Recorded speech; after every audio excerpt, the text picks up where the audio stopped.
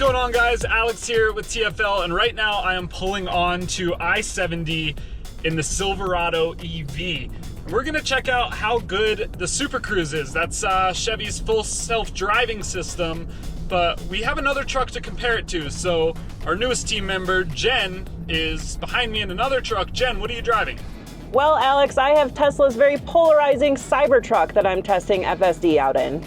Yeah, definitely polarizing, especially with that wrap on it. But yeah, we're on the highway now. This full self-driving system, Super Cruise in the Chevy, works on pre-mapped highways, and we're on a divided highway right now. So I am going to turn on cruise control, set it to the speed limit, which is 50 miles an hour right here. And then there's a little button on my steering wheel. I'm gonna press to enable Super Cruise. A green light just lit up on the steering wheel, and we're off. So we're gonna compare these systems and see which one's better. Beautiful. I'm all set. Already it's starting to change lanes when I did not ask it to, but c'est la vie. Yeah, so both of these systems do switch lanes automatically. This one, at least, you can tell it to change lanes too with the turn signal, but I'm just gonna let it do its thing for a little bit.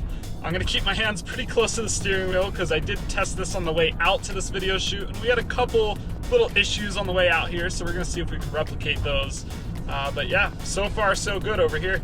And just to confirm, what speed limit do you have your truck set to? I had it at 55, but I'm gonna bump it up to 60 now that the truck is telling me that 60 miles an hour is our speed limit. All right, I'm at 62. Let's see how it goes.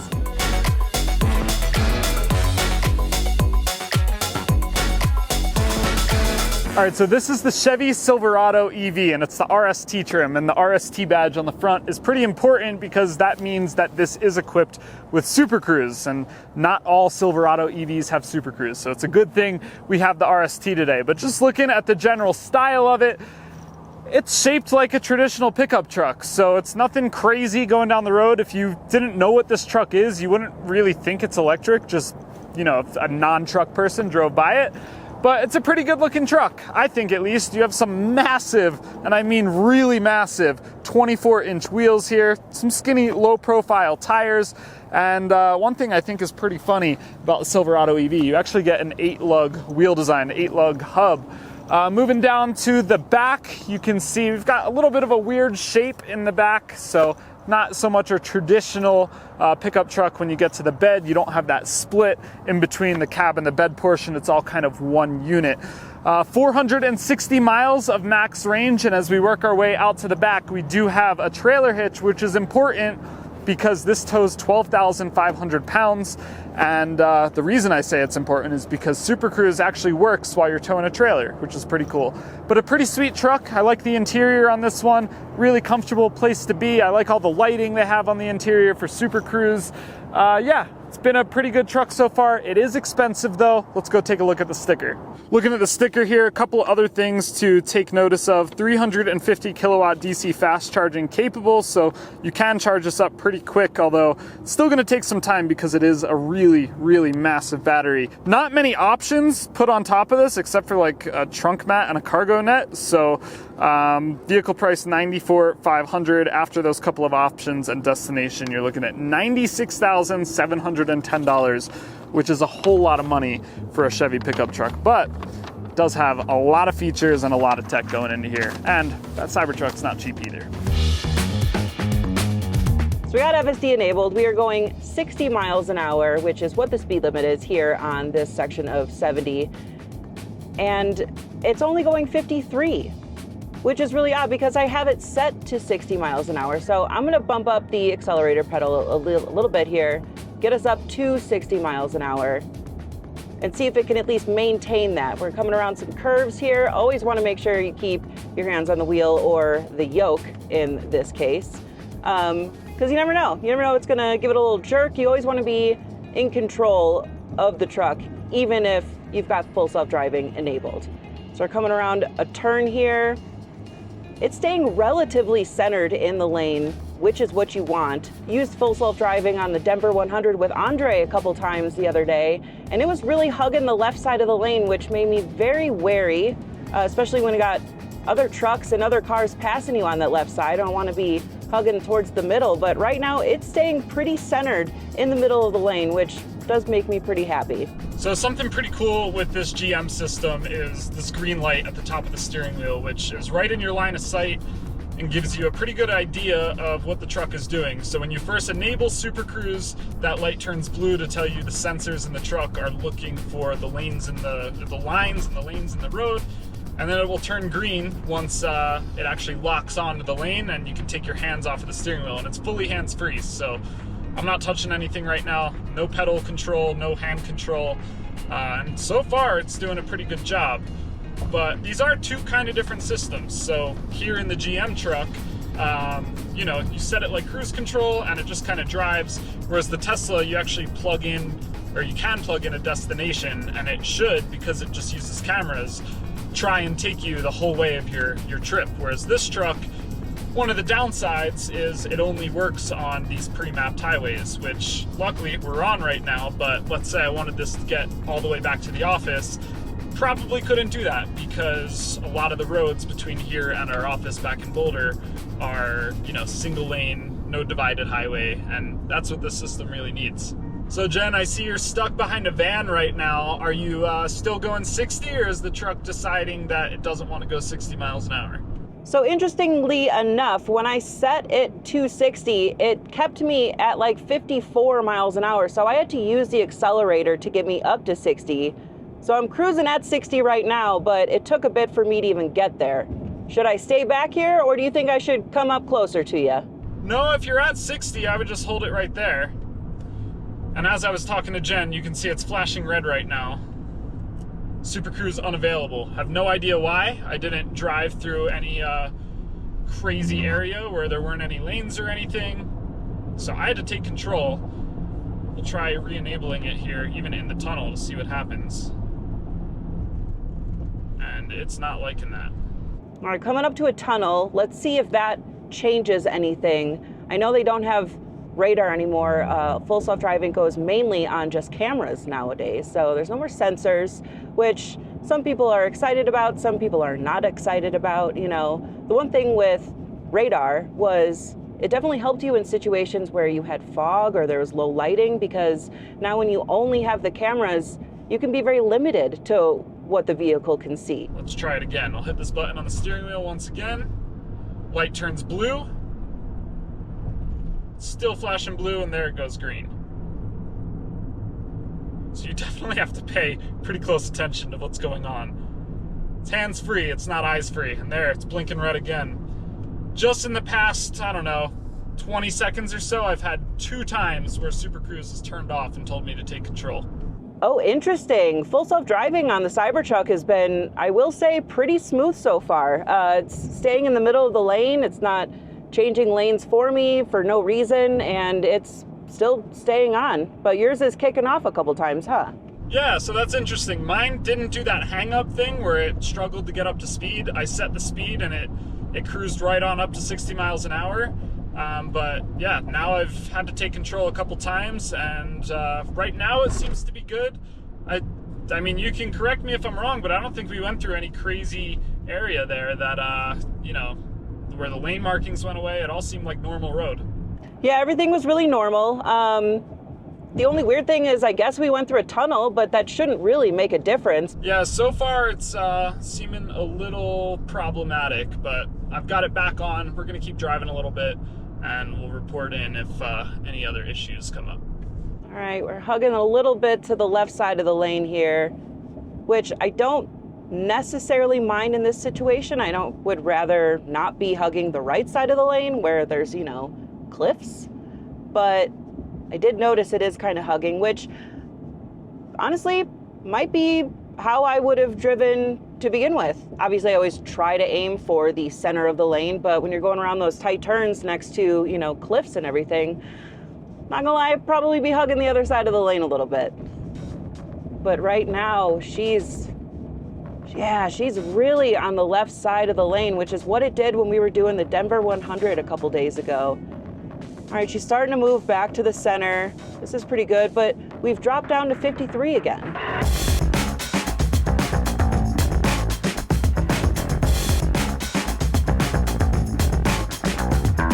So on this side, we have the all familiar Cybertruck wrapped in the American flag.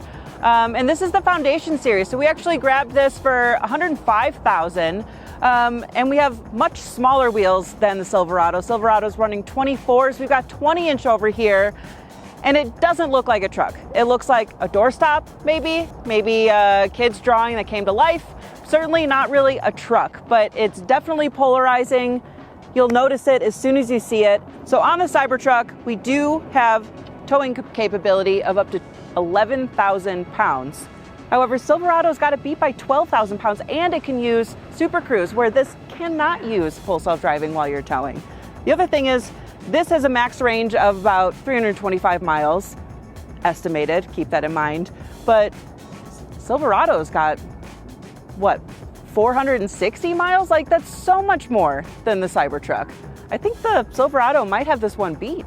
Now we're pulling up to this truck and trailer right in front of us, and I still have it set to 60 miles an hour. It's deciding to slow down to 50 right now, staying behind this truck. It should switch lanes automatically and get around this truck and trailer, but so far it's not doing it, so I might have to tell it in a minute that I want it to change lanes. So far, 3 times I've had to take control. I'm gonna put my signal on here. It's looking for an opening.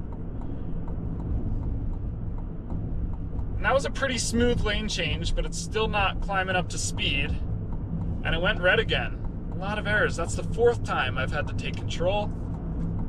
So I'm gonna accelerate past this truck, because maybe that's causing some issue. It is a pretty wide trailer that guy has. Hey guys, so it just dropped down to 52 miles an hour for me, and it is hugging the center of the lane so much, or the left side of the lane, that it just crossed the lanes and almost went into the middle lane for me. But I'm back in the right lane, but I'm only at 52 miles an hour, so I think I'm gonna have to press the accelerator and get me back up to 60. Yeah, we're slowed down a little up here too, so why don't you try and catch up to us a little bit manually. I think both of us, though, Jen, are having to keep our hands pretty close to the wheel. This is a very windy stretch of highway, and I don't know about you, but I don't trust the truck right now at all to steer and leave my hands in my lap. I'm keeping them about an inch from the steering wheel through this whole process. Well, I just came up to a couple big trucks hauling stuff, and it automatically changed lanes for me. I'm in the left lane right now, and I'm passing one truck hauling some stuff, seeing if it will get me back up to 60 miles an hour and then back over to the right lanes where I'm supposed to be. Whoa! Oh, I don't like that, don't like that. Oh, and it just kicked me out. All right, so I'm a couple cars behind you guys, and it just kicked me out. I was next to the wall, and it was so close to the wall, and then it just canceled. So I'm gonna try re-engaging now once I get back up to 60. Sounds good. We're still cruising along.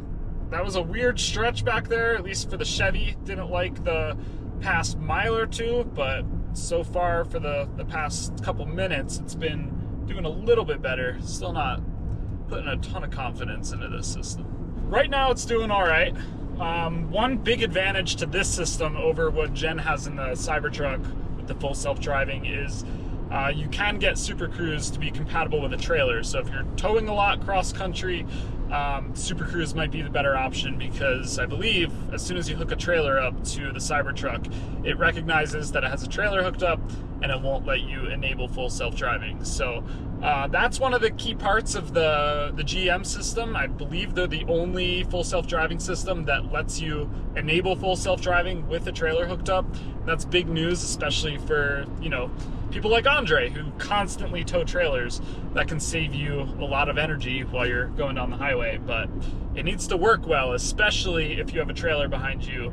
That's not a scenario where you want the truck to make sudden inputs to the steering and be unpredictable. So yeah, just one major difference between these two systems. All right, so it is changing lanes for me right now. I decided, don't want to be behind this guy. And we are going around this curve pretty nicely. I'm digging that. Okay, okay. Not hugging one line too much. Pretty good. I want to get behind those guys, so I'm going to go ahead and put my blinker on so I can get over into the right lane. Pretty nice. Seamless, smooth.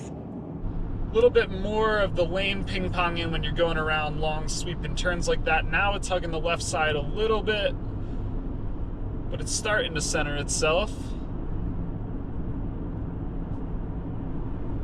And one thing Super Cruise won't do is get off at an exit. So this is our exit right here we're gonna pull off at.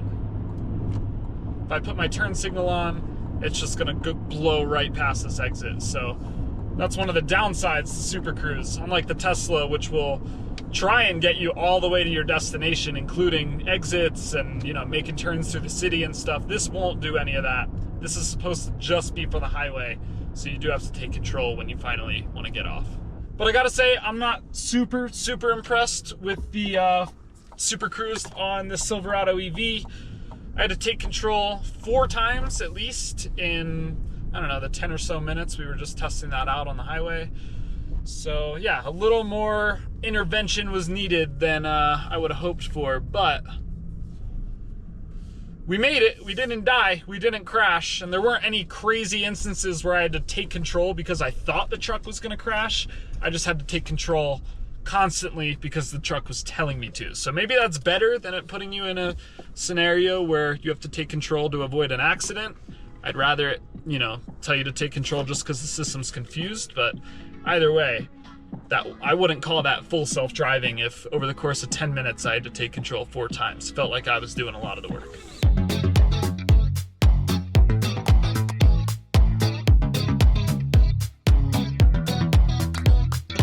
So, how was your experience?